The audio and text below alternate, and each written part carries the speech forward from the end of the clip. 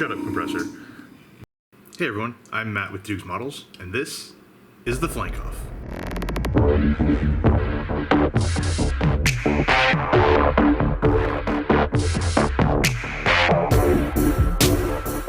Well, fuck.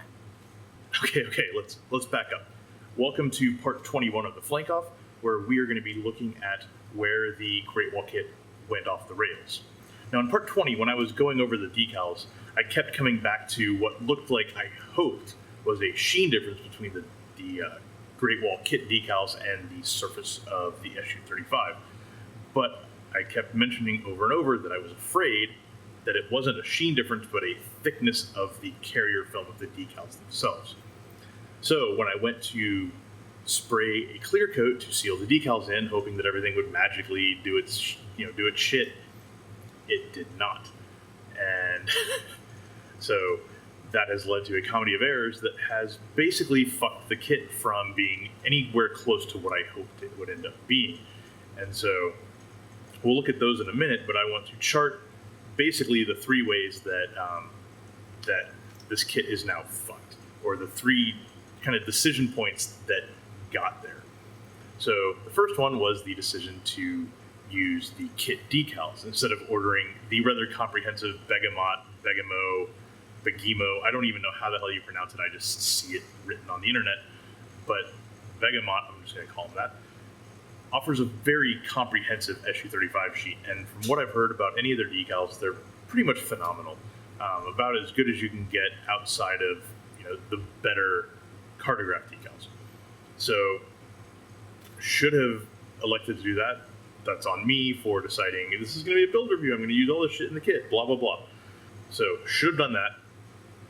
When I started putting these decals on and noticed, hey, these seem, they're sucking in well, but the carrier film seems kind of thick and shit looks weird. I should have stopped and tested and made sure that I was seeing what I was seeing instead of doing the whole damn thing in my rush to get it done. So that's the second part. The third part is when I started spraying the clear down and looked and realized this is not sheen difference, these are thick decals, I should have stopped. I should have put the clear down, cleaned out the airbrush, and started going about figuring out ways to strip those decals off, and hell, maybe even order the Begemot set, wait for it to come in, be delayed by a little bit, but still have room to recover. Instead, like a dumbass, I decided to keep spraying the entire damn thing with gun semi-gloss, which makes removing decals, if you want to, a whole lot more difficult and almost impossible to do without destroying paint in some form or fashion. So that left me with a couple other options. Build up the clear more and turn it into a damn glazed donut as I try to get everything level and then sand it back. Now, I've done that before on things like prop logos and whatnot, and it's fine for things like that. But when we're dealing with literally dozens of little-ass stencils over a rather complicated airframe, not really something I'm keen to do. But I decided to try it anyway, and that also has not worked. So I currently have an Su-35 that is, again, nowhere near what I want it to be, but it's where it is. And so I am now looking at essentially plowing through and finishing this thing just because it's 90% of the way there. Just getting the landing gear on, getting the missiles on, getting the canopy on, cutting my losses, and moving on to all the other projects that have been kind of stacked up behind this never-ending build review. So with that, I'm going to turn around, we'll look at how hideous these decals are, and yeah. Okay, let's walk through where things are at. So after I put the decals down, I went ahead and laid down a coat of Gun's C181, which is their semi-gloss clear. Now, as you can see in, for example, the inside of this square red stencil thing, it is definitely a different shade than what's going on out here. Think the thickness of the decals. There does not appear to be any silvering, amazingly, but the thickness of the decals is distorting colors, which is maddening. So I had a couple different thoughts. I thought I could try spraying more clear and then sanding back, which honestly just resulted in the colors shifting more, I thought, well, I can always try putting, get a start on the weathering with some panel line washes and see if maybe that can help dirty these things up. Nope. And I thought, okay, well, if they're shifting from sanding the decals back, then if I add some clear on top of it, maybe that will fix things too. Again, no. So let's zoom in here. Really get a good look at some of these.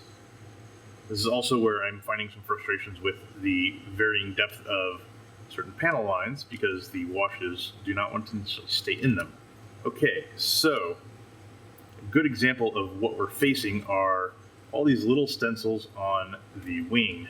Now the star itself, as you can see, went down pretty well.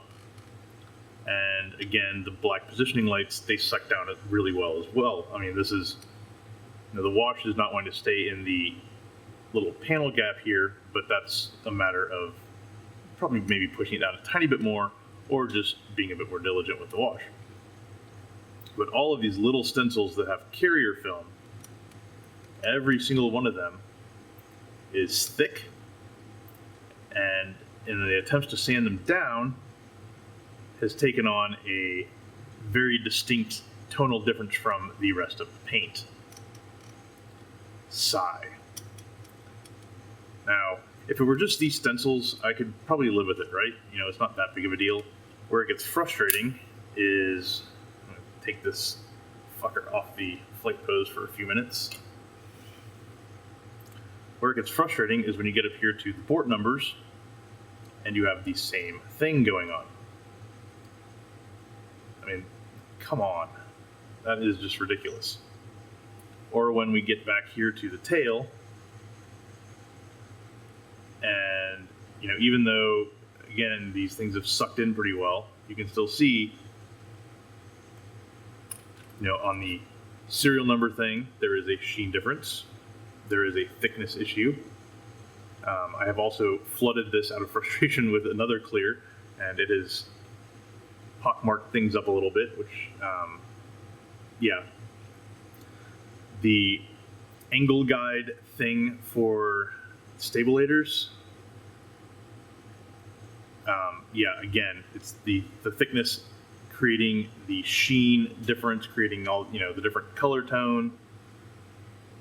Stencil back here, the same thing. The little secondary port number on the tail, same thing. Again, the star went down quite nicely, but anything that has an expansive clear carrier film looks like complete ass. We can even carry it around to the other side here. Same thing, same thing, same thing, same thing. Same thing, same thing, same thing, same thing, same thing, same thing. It is a mark of the decals themselves more than it is anything else. Now, if we look at the underside, you can see this exact same problem persists with these stencils on the underside of the wings. These ones in here, you can see these things and the carrier film doing its business. Granted, these are not quite as bad, but this one here, this one here. I tried over here a little game called, let's see if we can sneak in there with some ISO and remove the carrier film, but it's a very delicate balance, and these things, I have managed in the past to remove just the carrier film and leave the decals intact using alcohol. That did not happen here. So that's another avenue of fixing that is closed. So where does that leave the rest of the kit and the rest of the build? Well, at this point, it's so damn close to getting over the finish line that I am going to go ahead and finish it up. There's a few little touch-up areas that need to happen. The antenna, there's like a little, I believe it's this little port access thing needs to be painted. The IFR, the canopy, the gear bays need to, or the landing gear and the gear doors need to go on, and all the missiles and shit need to be finished up and installed. And after that, I think I'm just going to call it and move this one off the bench as quickly as possible because, I signed on to do a build review of this. I did not sign on to lose basically an entire year of modeling to get it exactly where I wanted it to be when I started. Especially because the Su-35 is not an aircraft that I'm particularly enamored with. It's more the kit that I was enamored with, and it's still a good kit for the most part, but yeah, the decals leave something to be desired. So this is certainly a disappointing turn of events. I did not want the Su-35 to go down this road, and I am honestly kicking myself for the various places that I could have stopped, could have thought, hey, this isn't right, and fixed it before it got out of hand, and I did not. So again, going with the kit decals, once I realized the kit decals were potentially problematic, not stopping and verifying that, and then once I started spraying the clear, stopping when I realized that it was not a sheen issue, but it was a thickness of decal issue. Those three things, if I had approached them differently, I'd be in a much different position at the moment. Now, that doesn't mean that this build has been without merit at all. I think hopefully it has helped people want to see how the Great Wall and the Kitty Hawk kits go together, get a taste for that. It's given me a chance to work on the metallic for the exhaust and for the stabilators, which was a fun challenge. It's given me a taste of the kit itself, which is always great, and some fun painting and some fun masking. And at the end of the day, it has given me a very good heads up about using Great Wall decals on other kits, such as their F-15 or MiG-29. So, the Flankoffs will continue as this thing limps across the finish line, but at this point, my fucks are fresh out as far as really pushing this to be something more than just something that I now finish. So, stick around for the next installment or two as I deal with finishing up the ordnance, getting it installed, getting the canopy done, final painting, landing gear, all that shit. And hopefully in the next week or two, this thing will be off the bench and I can move on to some other projects that I have cooking, which are going to be a lot of fun. Thanks for watching.